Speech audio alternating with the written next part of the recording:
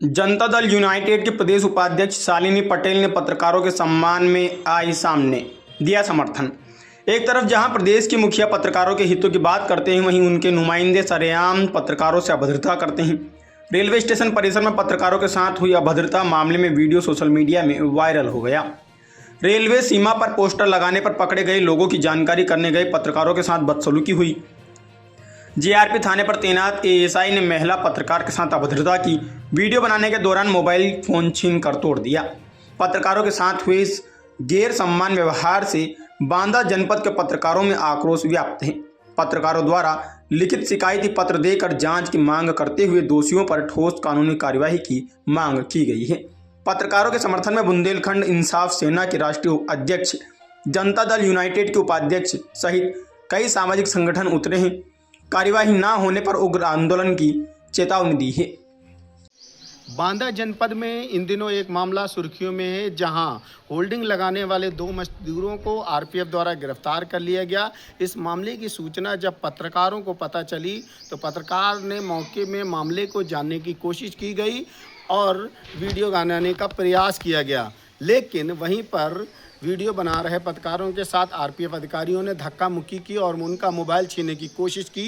यह वीडियो इतना वायरल हुआ कि तमाम समाजसेवी संगठनों ने पत्रकार का समर्थन किया और उन्होंने इस घटना की कड़ी निंदा करते हुए आरपीएफ अधिकारियों पर कड़ी कार्रवाई के निर्देश देने की बात कही है। वहीं पर बुंदेलखंड इंसाफ सेना के राष्ट्रीय अध्यक्ष एस नुमानी ने भी जिलाधिकारी को ज्ञापन देते हुए कहा कि जल्द से जल्द आरपीएफ अधिकारियों के खिलाफ कार्रवाई की जाए। और इसी बीच जनता दल यूनाइटेड की प्रदेश उपाध्यक्ष शालिनी पटेल ने भी एक बड़ा आंदोलन करने की बात कही है और उन्होंने कहा है कि अगर पत्रकारों को इंसाफ नहीं मिला तो जल्द ही उग्र आंदोलन किया जाएगा, जिसका जिम्मेदार जिला प्रशासन होगा। बांदा से राघव भास्कर के लिए अनवर रजा की रिपोर्ट। किस बात को लेकर आप लोगों के साथ अभद्रता हुई है? ये सीसीआई एक वहाँ एक डिपार्टमेंट है जो होर्डिंग का टेंडर रहता है, तो उनके द्वारा लड़के गए, उनको जानकारी का अभाव था। वो वहाँ पर होर्डिंग लगा रहे थे, तो उनको सीधा ये होना चाहिए कि बता देना चाहिए कि भाई यहाँ पर मत लगाइए, एक बार गलती हो गई।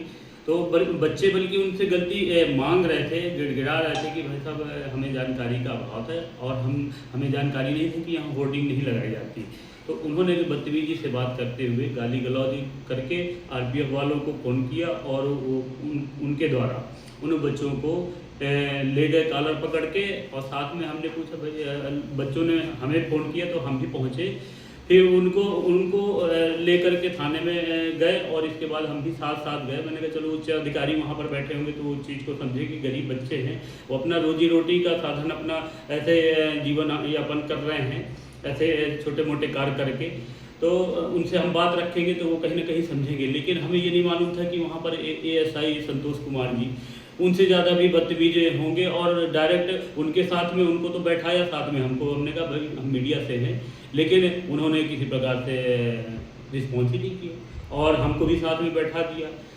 कहते रहे कि अभी हम छोड़ देंगे, लेकिन 12 बज गए, 12:30 बज रहे हैं, लेकिन किसी प्रकार की सूचना नहीं हुई। हमने राष्ट्रीय अध्यक्ष जी को फ़ोन किया तो राष्ट्रीय अध्यक्ष जी ने उनसे प्रेमपूर्वक बात की, लेकिन उनसे भी वो एसआई साहब बदतमीजी से बात कर रहे थे। और जो मेन जो कांस्टेबल थे सरुण राजभर जी, तो वो उन बच्चों को साथ में गाली गलौज करते हुए हमको भी थाने में बैठाया।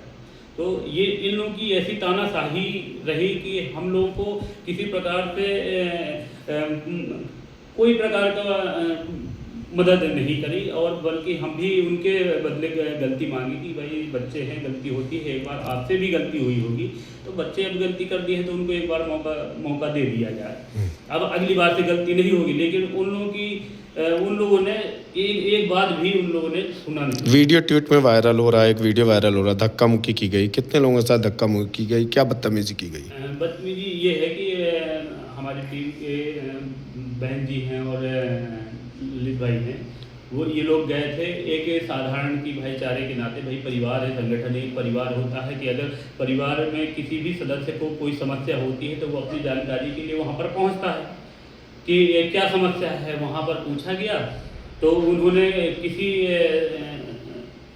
क्या सरलता से किसी प्रकार की उन्होंने बात नहीं उनको जवाब दिया उन्होंने, बल्कि अधिकारियों का नंबर मैडम ने मांगा, लेकिन उन्होंने अधिकारियों का नंबर न देते हुए उनको दबका करके अंदर से बाहर भगा। महिला एसओ की क्या भूमिका रही? महिला एसओ तो उन्होंने प्रॉपर सहयोग किया, लेकिन क्या है कि उन्हीं के पक्ष में मैडम का भी रहा कि भाई आप सीसीआई का मेन किस तरह का रोष है आप लोगों में, किस तरह से नाराजगी, क्या चाहते हैं? नाराजगी ये है कि महिला पत्रकार हमारी जो जिलाध्यक्ष है रूपा गोयल जी, महिला जिलाध्यक्ष हैं राष्ट्रीय पत्रकार सुरक्षा परिषद के, उनके साथ बदतमीजी की। भाई महिला कांस्टेबल या महिला पुलिस बल होता और उनके साथ उनको बैठाया जाता तो वो ज़्यादा ठीक था। उनके हाथ पकड़ के धक्का दिया और मोबाइल छीन करके उनका फेंक दिया गया। मैं भी वहीं पर मौजूद था, लेकिन ये चीज़ बड़ी निंदनीय है कि भाई महिलाओं के साथ में इस तरह से अभद्र एसआई के द्वारा इस तरह से कर रहे हैं, तो बताइए समाज में कैसे। ये होर्डिंग लगाने का मामला है और आरपीएफ वाले भाई अभी उनको बच्चों को जानकारी नहीं थी कि होर्डिंग यहाँ नहीं लगाई जाती। उन्होंने गलती मानने के बाद उन्होंने किसी प्रकार का रिस्पॉन्स नहीं किया, तो बच्चों ने घर में अपना फ़ोन किया, हमें भी फ़ोन किया, तो हम एक उनके भाईचारे के नाते हम उनके पास गए कि भाई क्या बात हो गई। उन्होंने कोई ऐसा जवाब नहीं दिया और गाली गलौज करते हुए उन बच्चों को ले गए जो होर्डिंग लगाने का काम करते, जीवन यापन अपना उसी से पेट पालते हैं जी। फिर क्या हुआ? उसके बाद फिर थाने में ले गए और थाने में एएसआई साहब और जितने भी कांस्टेबल तरुण राजभर जी भी थे और एएसआई संतोष कुमार जी, जो कि उन्होंने भी किसी प्रकार से उन लड़कों की उन बच्चों की किसी प्रकार से बात नहीं सुनी और उनको भी ज़बरदस्ती कॉलर पकड़ के उनको बैठा दिया। और जब हमने उनसे क्वेश्चन किया कि भाई क्यों बैठा रहे हैं, ऐसा कौन सा अपराध कर दिया है कि चोरी करके जा रहे हैं या किसी को क्राइम करके जा रहे हैं, भाई इतना बड़ा तो क्राइम नहीं था। आप चाहते तो वहीं पर उनको छोड़ देते, एक बार मौका दे देते। तो इन्हीं सब चीज़ों को लेकर के उन लोगों ने इतनी बदतमीजी की और वो बच्चों के साथ भी और साथ में हमको भी बैठा दिया। हमने बताया कि हम मीडिया से हैं और हम इनके पक्ष में आए हैं, इन्होंने फ़ोन किया तब हमारा आना हुआ। किस तरह से भद्रता की है आप लोगों के साथ और क्या क्या चाहते हैं? हम लोगों के साथ उन लोग एएसआई साहब डायरेक्टली पहले तो हाथापाई कर रहे हैं, धक्का दे करके ज़बरदस्ती बैठा रहे हैं और महिला पत्रकार हमारी रूपा गोयल जी हैं जिलाध्यक्ष, उनको भी ज़बरदस्ती हाथ पकड़ के उनका मोबाइल छीन करके फेंक दिया, उनका मोबाइल भी टूट गया। और ललित जी भी, उनको भी धक्का, आप देख रहे होंगे वीडियो में, उनको धक्का दे करके सीधा उनको भी ज़बरदस्ती बैठाया गया जबरन।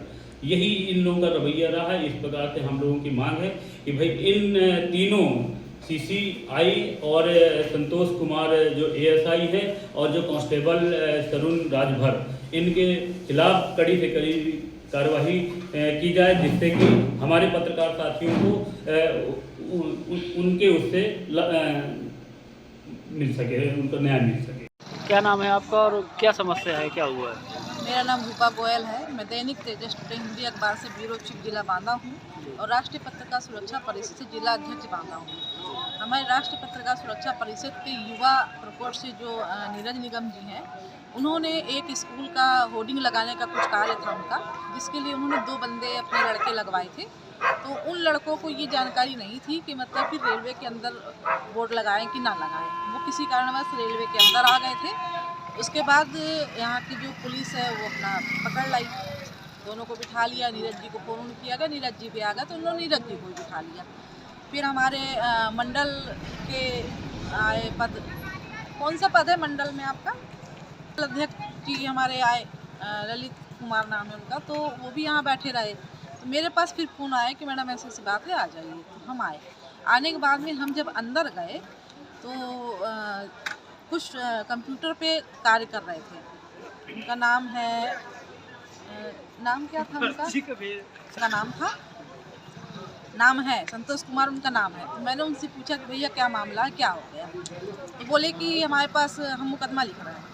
तो हमने कहा भैया हम एप्लीकेशन पढ़ सकते हैं? तो बोले आप जाइए अधिकारी से मिलिए। तो हमने कहा अधिकारी कहाँ पे है? तो बोले वो गोदाम के पास बगल में बैठे हैं, मिल लीजिए उनसे। तो हमने कहा भैया कोई नंबर हो तो दे दीजिए, कॉन्टैक्ट कर लें। बोले हमारे पास कोई नंबर नहीं, आप वहीं जाइए।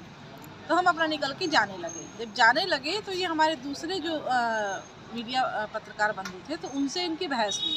जब बहस बढ़ने की स्थिति में आई तब हमने अपना वीडियो कैमरा चालू किया। वीडियो कैमरा चालू किया तो जब उसने देखा पुलिस वाले ने कि वीडियो कैमरा चालू हो गया है, तो वो तत्काल आकर के मेरे हाथ से फ़ोन छीना, मुझको धक्का दिए और दोनों हाथ से पकड़ के मेरा फ़ोन फेंक दिया, जिससे मेरा फ़ोन भी टूट गया है। इसके बाद फेंकने के बाद में ये हुआ कि चलो ठीक है, फिर और लोगों ने वीडियो चालू किया और उसके बाद वीडियो जब चालू किया तो उनके फ़ोन से भी उन्होंने वो वीडियो डिलीट कर दी। सभी के फ़ोन उन्होंने अपने हाथ में ले लिए। बाद में हम लोगों का भैया हम अपराधी नहीं, हम पत्रकार हैं, हम यहाँ पे आपसे बात करने आए ना कि लड़ने आए। तो बोले हम वर्दी में हैं और हमको बल का प्रयोग करना पड़ेगा। इस तरह से हमारे पास सारे साक्ष्य हैं, वीडियो है, फ़ोटो है। और इसमें इन्होंने सभी जो हमारे मीडिया भाई बंधु थे, जो संगठन के लोग आए हुए थे, सबको इन्होंने धक्का मुक्की की। और देखिए मेरे पास इतना ही वीडियो था और ये सब बनाऊं। अच्छा, यही ऐसा ही है? हाँ, यही ऐसा ही है। इन्होंने इसके बाद हमारा कैमरा फेंक दिया। और अगर इनके कार्यालय के बाहर जो सीसीटीवी कैमरा लगा है, क्योंकि मैं कार्यालय के बाहर वीडियो बना रही थी, हमारा अधिकार है। अगर हमारे साथ ही गलत हो रहा है तो क्या हम आवाज़ नहीं उठा सकते? हम वीडियो अपनी बचत में नहीं बना सकते? हमने अपनी बचत में वीडियो बनाई थी कि कल कोई हमारे ऊपर और ना कोई आरोप लगा दे। इन्होंने फ़ोन फेंका, हाथ में से पकड़ के खींचे, इसके बाद हमको धक्का दिया। खैर कोई बात नहीं, फिर हमने भी इनको धक्का दिया अपने बचाव में। अगर इनके पास सीसीटीवी कैमरा लगा है तो सीसीटीवी कैमरा में ये जांच करें, उस फुटेज को निकालें कि किसकी गलती किसकी नहीं है। क्या चाहती हैं आप? हम ये चाहते हैं कि इसके ऊपर कार्रवाई हो, इसको निलंबित किया जाए और ये जिस तरह से महिला का जिस तरह से अपमान किया है इसने, उसका भी इसको दंड दिया जाए। सरकार तो महिला सशक्तिकरण का नारा देती है, लेकिन इस पुलिस की वर्दी में इसको पता नहीं है ना महिला सशक्तिकरण के साथ किस तरह बात की जाती है। ये वर्दी में है, इसका मतलब ये गुंडा दिखा रहे हैं कि हम गुंडे हैं। AS नुमानी बुंदेलखंड इंसाफ सेना का राष्ट्रीय अध्यक्ष हूँ। आज ये बहुत ही अफसोस के साथ मुझे ये कहना पड़ रहा है कि जिस तरीके से वर्दी के आड़ में आकर एक RPF के दरोगा ने जिस तरीके से लोकतंत्र के चौथी स्तंभ एक पत्रकार के साथ जिस तरीके से उन्होंने जो एक हमला किया, जिस तरीके से उनके साथ पेश आया, जिस तरीके से उनको एक कैदी की तरह अपने थाने में बैठा लिया गया, एक बड़ा सवाल है जिसको लेकर के आज हम लोग यहाँ जिला अधिकारी के माध्यम से आज हम लोगों ने देश के प्रधानमंत्री जी को ज्ञापन सौंपा है, जिसमें हम लोगों ने ये मांग की कि जिस तरीके से एक महिला पत्रकार के साथ और एक सम्मानित जेंट्स पत्रकार के साथ जिस तरीके से SI संतोष कुमार दरोगा ने RPF के दरोगा ने जिस तरीके से जो उनके साथ जो सलूक किया है, जो एक जिस तरीके से उनके मोबाइल को लेकर के उनको पटक दिया गया, उनको मोबाइल तोड़ दिया गया, पत्रकार महिला के साथ जिस तरीके से गलत व्यवहार किया गया और जिस तरीके से पत्रकार को थाने बैठा लिया गया, कैदी की तरह बैठा लिया गया, एक बड़ा सवाल है। हम लोग ये मांगें कि तत्काल जिसने भी इस तरह की हरकत की है पत्रकारों के साथ, उसके साथ तत्काल उसे सस्पेंड किया जाए, उसके खिलाफ विभागीय कठोर कार्रवाई हो। अगर कल को किसी भी तरीके से उस SI के खिलाफ कोई भी कार्रवाई नहीं होती है तो बुंदेलखंड इंसाफ सेना के लोग एक बड़ा आंदोलन करने के लिए मजबूर होंगे, जिसकी पूरी जिम्मेदारी शासन और प्रशासन की होगी।